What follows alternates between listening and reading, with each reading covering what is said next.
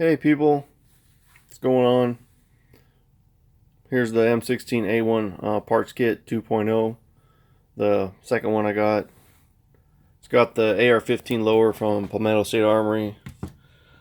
That is a stealth model. It was a blim, so I think I got extra $10 off. Painted the hand guards and the buttstock with that. Go over here. I use that Bear paint black from Home Depot. It's holding up pretty good on this. After I acetoned it and cleaned it up really good, then I painted it, left it overnight to harden and reassembled. You still got all the little imperfections in the in the stock and the hand guards, but the overall quality is pretty nice. If you don't like the sheen, which this one's already flat, but it has a little bit of a sheen to it, or a gloss, you can get that with some steel wool and knock it down a little bit more. There's that lower, that blim. I Cerakoted that. I used that kit right there off Amazon. Comes with the hardener, the little training manual. The Cerakote is the Sniper Gray, and then I used that amazing spray system, and actually that worked amazingly well. And when you're mixing it up, use the inside the book, it'll give you some pointers and whatnots. You want to use the pistol version for your measurement. That will do more than a lower. It'll do lower and some additional parts if you want. That will get you about 1 ounce in this glass, or if you're somewhere else, it'd be closer to 30 milliliters. But I did a hair over. I did 1.5 ounces. Reason for that was I didn't want to be to the point where I had to remix it, since it was my first time using it. I wasn't sure how much you needed, so I'm sharing that with you if you go that route. The Cerakote was fairly simple.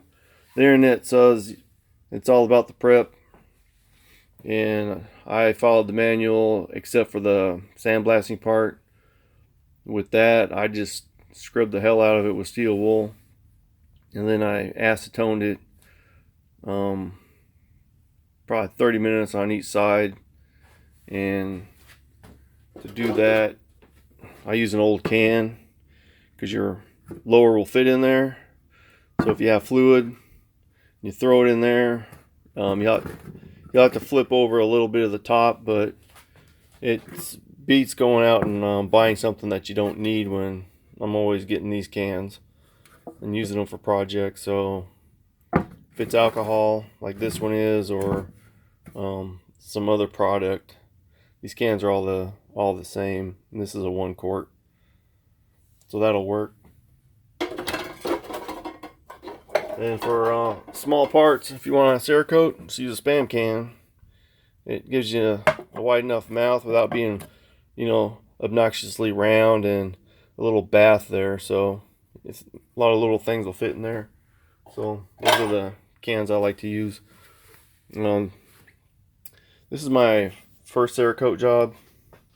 Like I was saying, I thought it was fairly simple. I made it easy as I could. This is very close to the Brownells color on their lower. And then I tested out a mag. This is that one you saw in video 1 that was black and golden color. I just did a quick acetone wipe down on this and sprayed it, because once you mix up the Cerakote, you got a shelf life of about 2 hours before you have to throw it away. So since I only used a hair over 1/2 ounce on this, I still had about 1 ounce, so I sprayed this and another magazine, checking it out for durability. Part of the thing is I wanted to see how much prep you really need.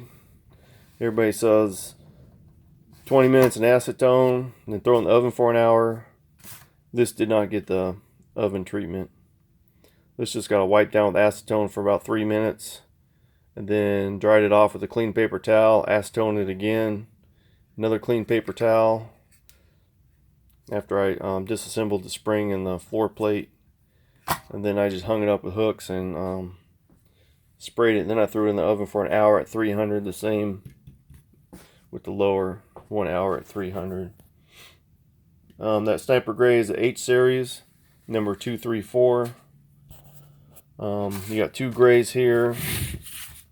This is the chalk ultra matte paint here, the charcoal. That's the color I was trying to achieve. This I sprayed on wet. Obviously you don't put the cardboard in the oven, so after you cook it, you can see there that it darkened up closer to this. And that's the Cerakote before it got put in the oven, which you would see here on the lower too. It's, you know, closer to this, and that's what I was hoping for. First I sprayed it and I was like, well, the color's off, and then like, well, I'm going with it because I bought it. And after I baked it, came out pretty decent. And then when you match it up with the upper, I mean, it's going to be pretty straight. So mostly the new looks new, obviously, and the old looks old. Even though I painted the buttstock and the foregrip, they're far from perfect. It's just want to darken up the color, give it a different feel. Figured I would just go that route on this one. It's not wrong, it's not right. Looks more like this one. It was factory new in color, so I was like, well, I'll just play around with it. I didn't spray the pistol grip, figured why. It probably won't take as good, and I didn't want to buy black Cerakote just to play with that. Most of the hardware in here is Colt, new springs, new pins, AR-15 selector switch there. Keep some of the brightness down. I did a fast cold bluing on the raw steel just to give it a more aged patina instead of the rusty white steel. So I buffed it down with steel wool and just wiped it with the Birchwood KC cold bluing just to darken it up so it's not so shiny. There's the Saturn barrel. It's the 1 in 12 twist, 4140 nitrided chrome lined pencil barrel. I used a crush washer for now. I got a split washer in the mail. I'll change that out when it comes.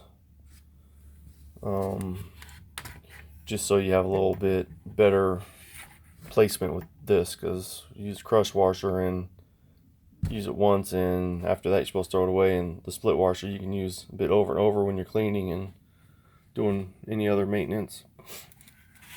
Drilled the barrel there, used the pins. Pretty good job for my first time. The front sight block is pretty straight, just a hair over to the right. I don't think it'll cause a problem. You don't notice it unless you use a measuring device and see exactly how well it's canted.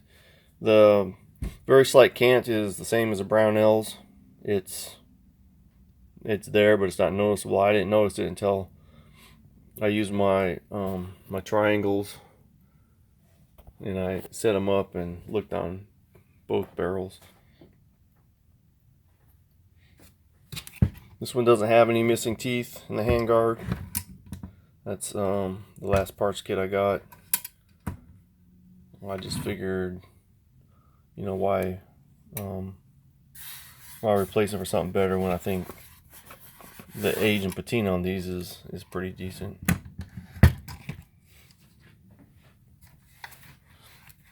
And there's the upper.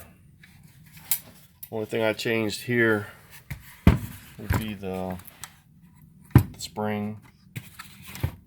It wasn't working correctly, so I bought a new one. Everything else works great. This bolt slides home really smooth. It's oiled, but the way it's wore in is just super slick.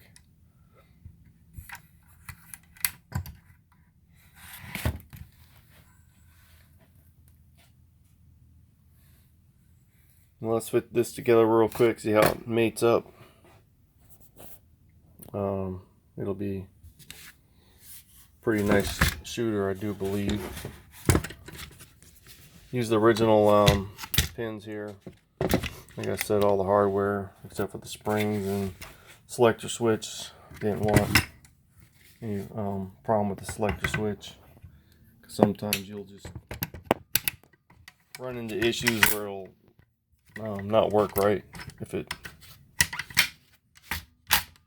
is in the wrong position, since it's not full auto.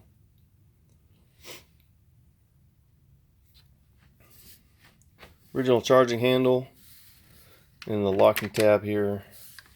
Still got a little bit of black paint on the front of it that didn't get taken off. Original Delta ring. I hit it real quick with some paint remover. It didn't look like it wanted to come off, and I wasn't gonna scrub down on it, so I just left it as is. It's clean now. Gas tube. It's original. Ran some brake cleaner through it just to clean it out. It still got a little paint on there from its previous life. I didn't want to take time to scrub it all off. I just acetoned it, cleaned it up, went over it, and it's clean and good to go.